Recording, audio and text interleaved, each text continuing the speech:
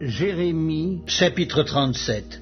Sédécias, fils de Josias, régna à la place de Jéconia, fils de Joachim, et fut établi roi dans le pays de Juda par Nebuchadnezzar, roi de Babylone. Ni lui, ni ses serviteurs, ni le peuple du pays n'écoutèrent les paroles que l'Éternel prononça par Jérémie le prophète. Le roi Sédécias envoya Ucal, fils de Shélémia, et Sophonie, fils de Manséja, le sacrificateur, vers Jérémie le prophète pour lui dire « Intercède en notre faveur auprès de l'Éternel notre Dieu. » Or Jérémie allait et venait parmi le peuple. On ne l'avait pas encore mis en prison. L'armée de Pharaon était sortie d'Égypte et les Chaldéens qui assiégeaient Jérusalem, ayant appris cette nouvelle, s'étaient retirés de Jérusalem. Alors la parole de l'Éternel fut adressée à Jérémie le prophète en ces mots. Ainsi parle l'Éternel, le Dieu d'Israël. Vous direz au roi de Juda qui vous a envoyé vers moi pour me consulter, voici, l'armée de Pharaon qui était en marche pour vous secourir retourne dans son pays, en Égypte. Et les Chaldéens reviendront, ils attaqueront cette ville, ils la prendront et la brûleront par le feu. Ainsi parle l'Éternel. Ne vous faites pas illusion en disant, les Chaldéens s'en iront loin de nous, car ils ne s'en iront pas. Et même quand vous battriez toute l'armée des Chaldéens qui vous font la guerre, quand il ne resterait d'eux que des hommes blessés, ils se relèveraient chacun dans sa tente et brûleraient cette ville par le feu.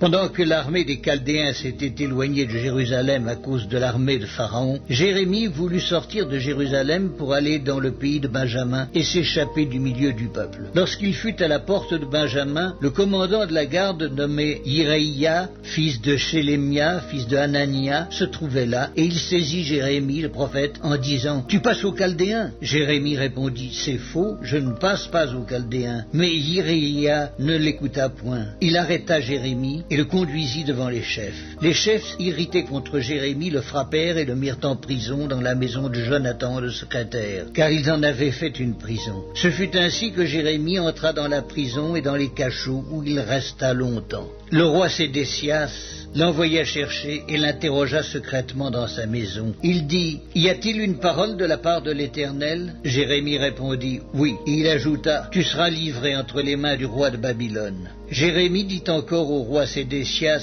« En quoi ai-je péché contre toi, contre tes serviteurs et contre ce peuple, pour que vous m'ayez mis en prison? Et où sont vos prophètes qui vous prophétisaient en disant « Le roi de Babylone ne viendra pas contre vous, ni contre ce pays. » Maintenant écoute, je te prie, ô roi, mon Seigneur, et que mes supplications soient favorablement reçues devant toi. Ne me renvoie pas dans la maison de Jonathan, le secrétaire, de peur que je n'y meure. Le roi Sédécias ordonna qu'on gardât Jérémie dans la cour de la prison, et qu'on lui donnât chaque jour un pain de la rue des boulangers, jusqu'à ce que tout le pain de la ville fût consommé. Ainsi Jérémie demeura dans la cour de la prison.